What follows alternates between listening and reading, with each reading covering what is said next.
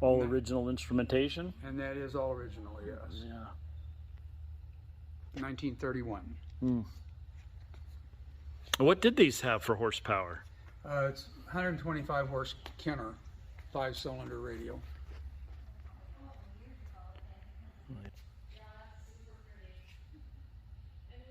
Bill.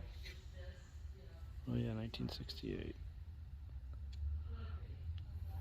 So you're just kind of restoring a few different things. Now, what about this? Well, it's called a survey cycle, and they used them, well, all over, but mainly Western Union used them to deliver messages, you know, kind of a thing. There's 6 horsepower, you know, belt drive kind of a thing. So just a little, just above a bicycle, powered bicycle, you know. Yeah. And so, and these look the same. Yeah, same thing.